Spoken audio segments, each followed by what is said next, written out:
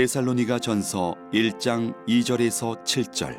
우리가 너희 모두로 말미암아 항상 하나님께 감사하며 기도할 때에 너희를 기억함은 너희의 믿음의 역사와 사랑의 수고와 우리 주 예수 그리스도에 대한 소망의 인내를 우리 하나님 아버지 앞에서 끊임없이 기억함이니, 하나님의 사랑하심을 받은 형제들아, 너희를 택하심을 아노라. 이는 우리 복음이 너희에게 말로만 이른 것이 아니라 또한 능력과 성령과 큰 확신으로 된 것임이라. 우리가 너희 가운데에서 너희를 위하여 어떤 사람이 된 것은 너희가 아는 바와 같으니라. 또 너희는 많은 환난 가운데에서 성령의 기쁨으로 말씀을 받아 우리와 주를 본받은 자가 되었으니, 그러므로 너희가 마게도냐와 아가야에 있는 모든 믿는 자의 본이 되었느니라.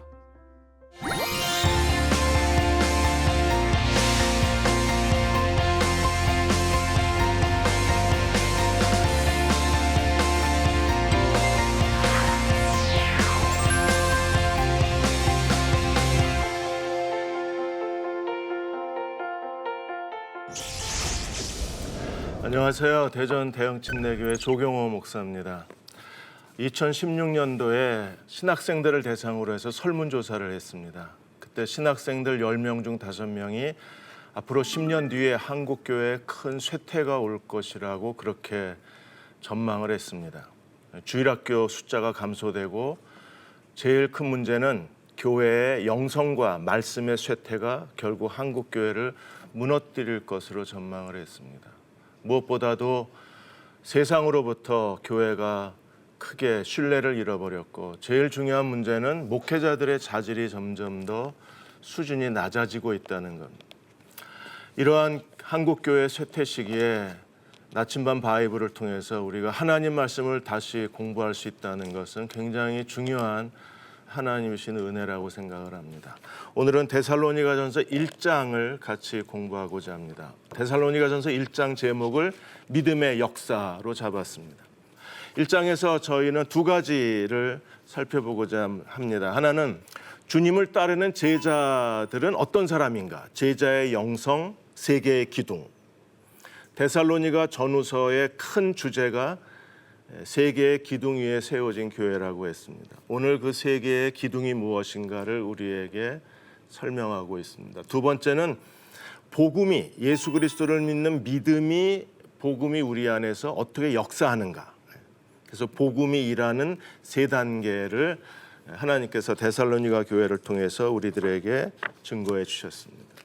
자, 1장에서 교회의 세 기둥이 무엇인가를 살펴보고자 합니다. 먼저 인사말에서 바울은 데살로니가 교회가 어떤 교회인가를 설명하고 있어요. 데살로니가 교회는 어떤 교회입니까? 바울이 두 가지를 강조하고 있습니다. 하나가 하나님 아버지 안에 있는 교회, 그리고 또 하나가 예수 그리스도 안에 있는 교회. 하나님 아버지의 사랑을 받은 교회, 그리고 그리스도 예수 안에 있는 교회라고 데살로니가 교회를 묘사를 했습니다.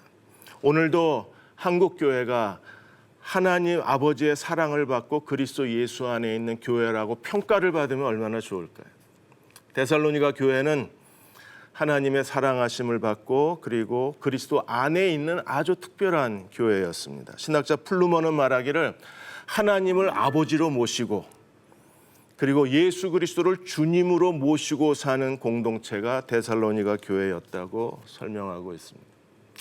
2절과 3절에서 바울이 데살로니가 교회에 대해서 내가 너희로 말미암아 하나님께 감사하고 항상 감사한다 그랬습니다. 감사가 멈추지 않았고 기도가 멈추지 않았습니다.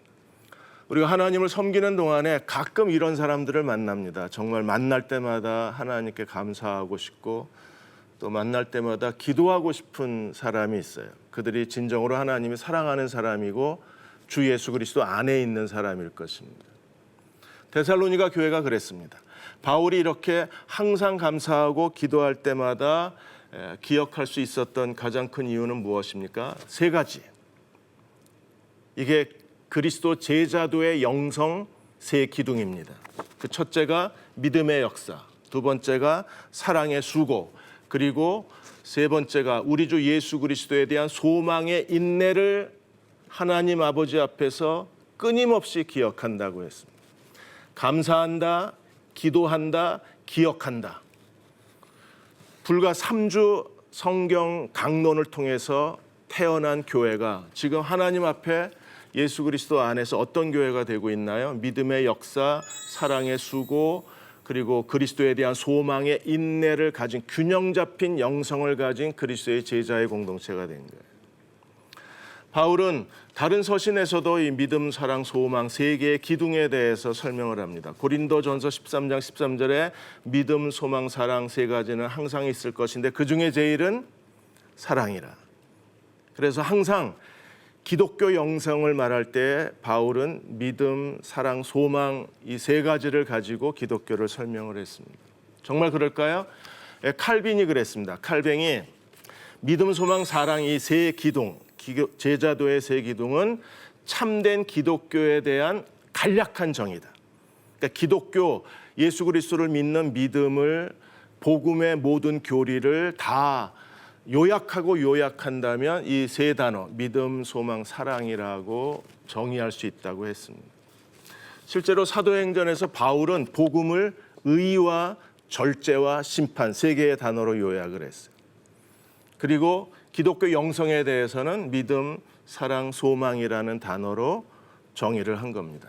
신학자 벵겔은 말하기를 믿음, 사랑, 소망 안에 기독교 전체가 이 단어 속에 다 담아져 있다고 했습니다. 그러므로 데살로니가 전후서는 이 믿음, 사랑, 소망을 우리에게 설명해 주고 있는 겁니다. 1장에서 하나님께 대한 믿음, 그 다음에 2장과 3장에서 서로에 대한 사랑, 그리고 4장과 5장에서 그리스도의 재림을 기다리는 소망을 데살로니가 전서에서 설명하고 있습니다. 또 데살로니가 후서에서도 1장은 하나님께 대한 믿음, 데살로니가 후서 2장은 서로에 대한 사랑, 3장은 그리스도의 재림을 기다리는 소망의 윤리, 거룩의 윤리에 대해서 설명을 하고 있습니다. 여기에 그리스도의 제자도가 있습니다. 우리가 주님의 제자가 되고 싶다가 말했을 때 반드시 그 영성 안에 믿음의 역사, 사랑의 수고, 소망의 인내가 갖추어져야 그 사람을 진정한 그리스도의 제자라고 말할 수 있습니다. 그리고 이 믿음, 소망, 사랑은 추상적 단어가 아닙니다. 이건 생산적 단어입니다.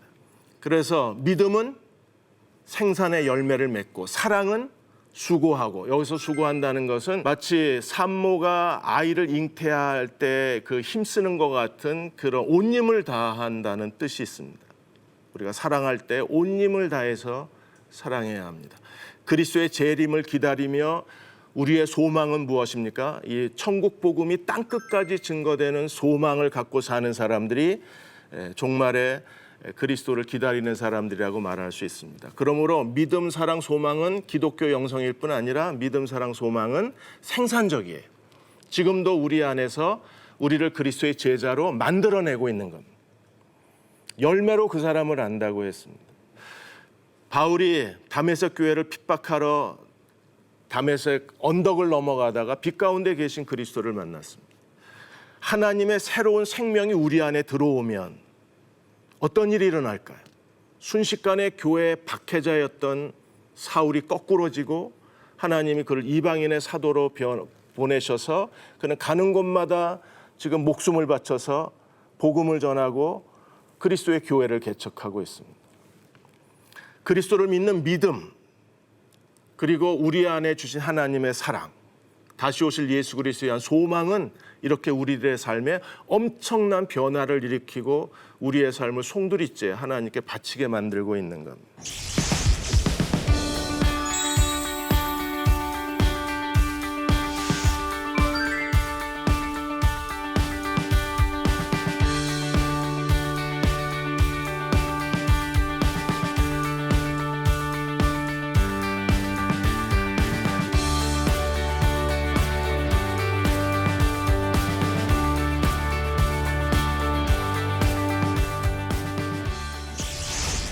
자, 1장으로 들어가서 믿음의 역사가 어떤 것들이 있는가를 살펴보겠습니다. 먼저 1장 4절에 하나님의 선택받은 사람들은 이마에 별이 그려져 있는 게 아닙니다. 하나님의 선택받은 사람들은 하얀 세마포 옷을 입고 다니는 게 아닙니다. 겉으로는 전혀 알 수가 없어요. 그런데 바울은 데살로니가 교회에 대해서 하나님의 택하심을 안다고 분명히 말해요. 너희가 그 하나님의 사랑을 받은 사람, 택하심을 받은 사람인 걸 내가 안다 그랬어요. 오늘 우리도 하나님의 사랑의 목적, 하나님의 선택의 목적이 무엇인가를 알아야 합니다. 하나님의 선택의 목적이 무엇입니까? 출애굽기에서 하나님께서 모세를 통해서 이스라엘 백성을 출애굽시키신 하나님의 목적을 설명했는데, 이 구약의 이스라엘의 목적이 오늘 그리스도 안에서 오늘 교회의 목적이 되고, 또 하나님의 사랑에 우리가 가야 할 길을 우리에게 제시해 주고 있는 거예요. 세계가 다 내게 속했다. 하나님은 창조주이시며 그리고 주권자 하나님이십니다. 내 말을 잘 듣고 내 언약을 지키면, 하나님께 순종과 충성을 바치면 하나님이 세 가지 그들에게 선택의 목적을 설명하셨어요. 모든 민족 중에 하나님의 소유, 제사장 나라, 거룩한 백성이 되리라. 바울이 데살로니가 교회에 너희의 택하심을 안다고 말했을 때 그들 안에 이미 복음으로 말미암아 믿음이 그들 안에 역사해서 그들은 하나님의 소유가 된 삶의 증거, 제사장 나라가 된 그들의 삶의 열매, 그리고 거룩한 백성이라는 삶의 역동성이 데살로니가 교회에 있었기 때문에 바울은 나는 안다고 그렇게 고백할 수 있었습니다. 오늘 그리스도 안에 있는 사람들도 세 가지 정체성, 구원받은 하나님 백성의 정체성은 하나님의 소유, 제사장 나라, 그리고 거룩한 백성이 오늘 그리스도를 따르는 우리의 정체성이 되어야만 합니다. 이제 두 번째로 살펴볼 것은 하나님의 복음이 우리 안에 어떤 변화를 일으키는가, 예수 그리스도를 믿는 믿음이 우리 안에 어떻게 일하는가. 우리는 다 예수 그리스도를 믿으면 구원받는다고 말합니다. 그래서 교회에서 복음을 전하고 구원 초청을 합니다. 오늘 예수 그리스도를 믿기를 원하시는 분들은 앞자리에 나오라, 아니 그 자리에 일어서라. 그리고 이 영접 기도를 따라하며 오늘 영접 기도를 진심으로 따라하신 분들은 오늘 하나님의 자녀로 거듭났습니다. 오늘이 여러분들의 두 번째 벌스데이입니다. 여러분들은 이제 영적으로 중생한 사람이 되었습니다. 그리고 축하해주고 파티까지 합니다. 구원받았을까요? 그리스도를 믿는 믿음은 그냥 정지되어 있는 게 아닙니다. 믿음은 액자에 걸려 있는 글자가 아닙니다. 믿음은, 예수 그리스도를 믿는 믿음은 우리 안에서 일해요. 그리고 생산해냅니다. 역사라는 말은 생산한다는 뜻입니다. 열매를 맺는다는 뜻입니다. 역사라는 것은 어떠한 일이 진행되는 과정을 뜻합니다. 그러니까 그리스도의 제자는 믿음의 역사가 있는 사람이어야 돼요. 그럼 어떤 역사가 우리에게 있는가? 그게 복음의 세 단계로 오늘 데살로니가 교회를 통해서 증거가 된 겁니다.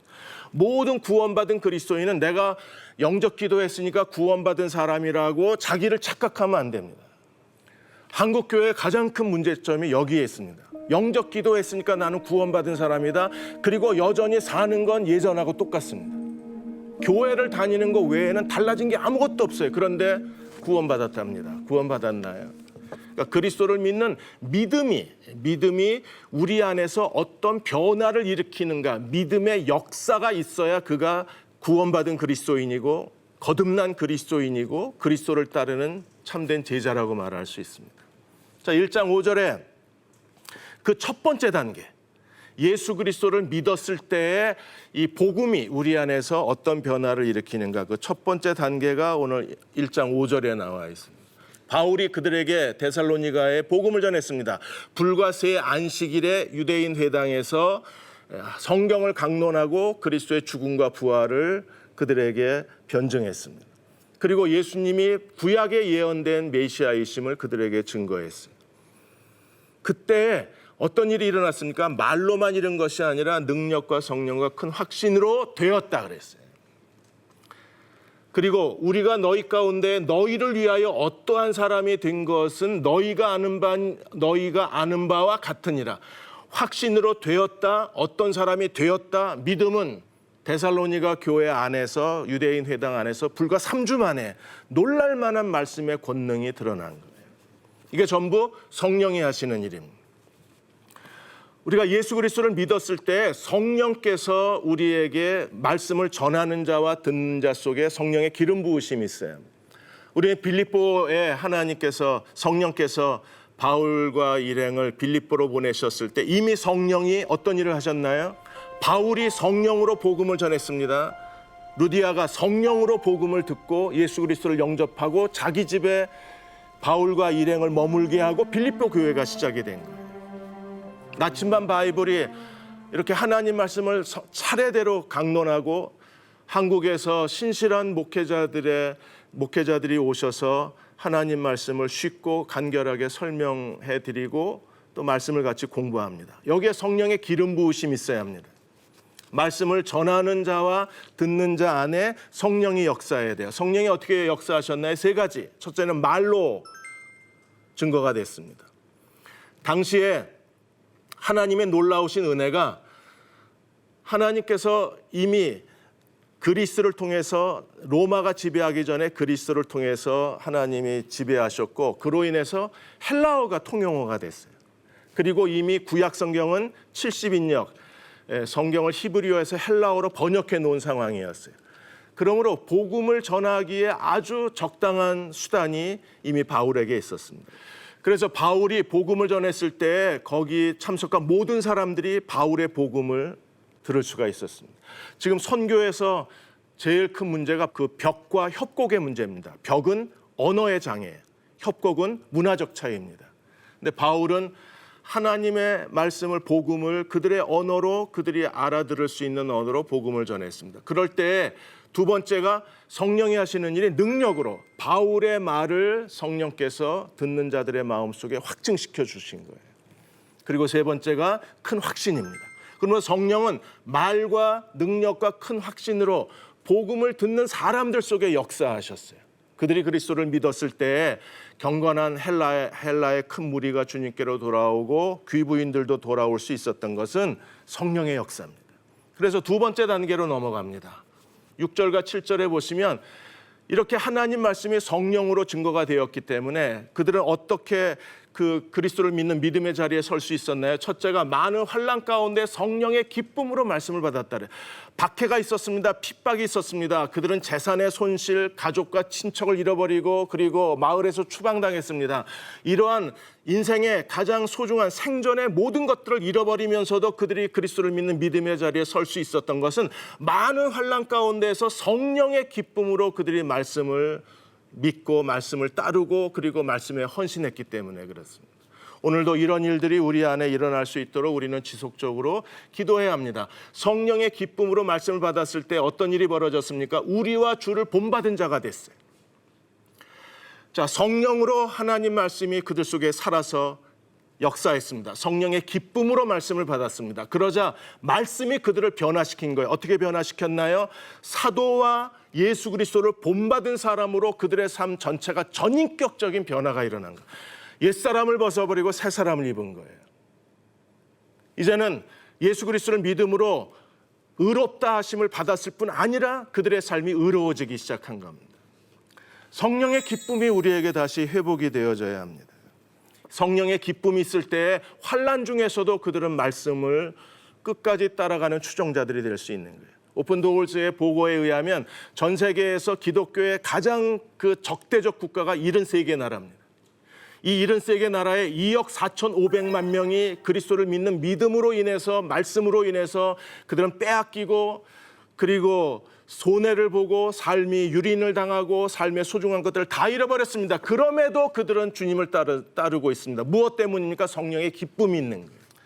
하나님께서 나침반 바이블 위에 기름 부어주실 때 여기서 하나님 말씀을 같이 나누는 우리 모두에게 성령의 기쁨이 넘칠 때 말씀이 우리 속에서 변화를 일으켜서 사도와 주를 본받는 자가 되게 해 주실 거예요. 그리고 그 결과는 무엇입니까? 마게도냐 아가야에 있는 모든 믿는 자의 본이 되는 것.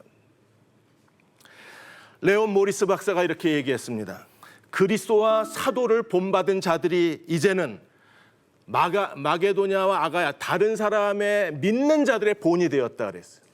이렇게 삶의 역동성이 일어나고 그들의 삶에 복음이 하나님 나라의 놀라운 변화가 일어날 수 있었습니다. 그 중심에 뭐가 있어요? 하나님 말씀에 대한 믿음이 있는 것. 우리가 다시 하나님 말씀으로 돌아가서 성령의 기쁨이 넘치는 사람이 됐을 때 우리 안에 주님을 본받는 제자들이 늘어나고 주님을 본받는 자들로 인해서 주변에 많은 사람들이 다시 주님을 본받는 그 복음의 영향력이 증가될 수가 있을 것입니다. 이제 세 번째 단계는 무엇입니까? 1장 8절에 보시면 주의 말씀이 너희에게로부터 마게도냐 아가에 들릴 뿐 아니라 너희에게로부터 마게도냐 아가에 들렸다. 무엇이요? 주의 말씀이. 데살로니가 사람들이 얼마나 대단한 사람인가 그들의 자랑이 아니라 데살로니가 사람들이 어떤 특별한 은혜가 있었는가에 대한 자랑이 아니라 하나님 말씀이 그들을 완전히 변화시켰고 하나님의 거룩한 그리스도의 제단 앞에 바치게 만들었고 그들을 주님의 제자로 변화시킨 주의 말씀이 마게도냐 아가에 들렸다 그랬어요. 여기 들렸다는 말이 그 헬라어의 엑세케오라는 단어입니다. 이거는 천둥 소리처럼 그리고 아주 거친 바람 소리처럼 아무도 이 천둥 소리를 막을 수가 없는 거예요. 마게도냐에서 동쪽으로 이 천둥 소리가 로마까지 퍼지고 아시아 서쪽으로는 에베소, 소아시아, 터키 지역까지 이 복음의 천둥 소리, 하나님 말씀에 대한 소문이 로마 제국 전체를 뒤엎은 겁니다. 아시아, 유럽, 아프리카를 덮을 수밖에 없었습니다. 자, 소문의 내용을 보겠습니다. 믿음의 역사, 예수 그리스도를 믿는 믿음이 어떤 삶의 변화를 일으키는가를 다시 9절과 10절에서 한 번 더 간략하게 우리에게 요약을 해 주었어요. 그들이 우리에 대하여 스스로 말하기를, 누가 시킨 게 아니에요. 그들은 데살로니가 교회의 변화를 보면서 그들이 스스로 소문을 만들어내고 그 소문이 마게도냐 아가야 전 지역에 퍼진 겁니다. 마치 거대한 천둥 소리처럼 이 소문이 막힘없이 산과 골짜기를 지나가서 마을마다 도시마다 이 복음이 퍼져나갈 수밖에 없었어요. 하나님 말씀과 성령의 능력이 만났을 때 그곳에 이런 데살로니가 교회가 완전히 송두리째 그들의 삶의 모든 게 변화된 것처럼 우리에게도 그런 변화가 일어날 수 있을 거예요. 이 3단계는 어떻게 일어났습니까? 첫 번째가 너희가 어떻게 우상을 버리고 하나님께로 돌아왔는가. 그들의 회심의 첫 번째 현상은 무엇입니까? 그들이 우상을 버리고 하나님께로 돌아온 거예요. 어두움의 자녀였다가 이제는 빛의 자녀였습니다. 죄인이었다가 이제 하나님 앞에 의롭다 하심을 받은 사람들이었습니다. 데살로니가에서 80km 떨어진 곳에 올림푸스 산이 있습니다. 올림푸스는요, 그리스 신들의 거주지입니다. 그리고 이 그리스 신화가 마게도냐 모든 도시마다 이 신화를 숭배하고 있었습니다. 그리스도를 만난 이후에 그들이 섬겼던 모든 우상을 버리고 하나님께로 돌아왔어요. 오늘 현대인들의 우상은 무엇입니까? 우리는 돈이나 섹스나 쾌락이나 사회적 성공 이런 것들이 우리 마음을 다 빼앗아 갔습니다. 이러한 마음의 우상으로부터 우리가 하나님께로 돌아오는 회심의 역사가 일어나야 그 사람이 예수 그리스도를 믿는 믿음을 가졌다고 말할 수 있어요. 이게 믿음의 역사의 첫 번째 얼굴이 우상을 버리고 하나님께로 돌아온 겁니다. 두 번째 얼굴은요, 살아계신 하나님을 섬기는 겁니다. 이제 내가 사는 것은 내가 아니요 그리스도라. 그들은 그리스도로 사는 자가 되어서 하나님을 기쁘시게 섬기는 일에 온 자신의 삶을 바치는 사람입니다. 하나님을 경외하고 모든 일에 하나님을 의지하고 하나님이 기뻐하시는 일들을 하고 그리고 평생 하나님과 믿음으로 동행하는 사람들, 그들이 누굽니까? 믿음의 역사를 가진 사람들입니다. 세 번째로 회심의 마지막 단계는 무엇입니까? 그들이 살아계신 예수 그리스도가 하나님의 아들이 하늘로부터 강림하시는 것을 기다리는 사람들입니다. 그리스도가 다시 오실 때 죽은 자들이 무덤에서 다 부활할 거예요. 그리고 하나님 나라가 완성이 될 것입니다. 그러므로 그리스도가 다시 오셔야 하나님의 구속사가 완성이 되고 끝나는 거예요. 그리스도의 다시 오심을 믿음으로 기다리는 사람들이 이 시대의 그리스도의 참된 제자들이라고 말할 수 있습니다. 1장에서 믿음의 역사가 무엇인가를 생생하게 그리고 완벽하게 그리고 간결하게 보여준 교회가 데살로니가 교회입니다. 우리는 예수 그리스도를 믿는 사람인가요? 정말 그리스도를 믿으십니까? 그렇다면 그 믿음이 내 삶에 어떤 역사, 어떤 일을 하고 어떤 변화를 일으키고 나를 어떤 사람으로 만들었나요? 믿음의 역사라는 증거가 없다면 우리는 그리스도를 믿는 사람이 아닐 것입니다. 오늘 1장을 통해서 우리가 이 1장의 믿음의 역사에 대해서 몇 가지 적용점을 찾고자 합니다. 첫째로 나에게 세 가지 기독교 영성이 있는가? 교회를 얼마나 오래 다녔느냐 그거 중요하지 않습니다.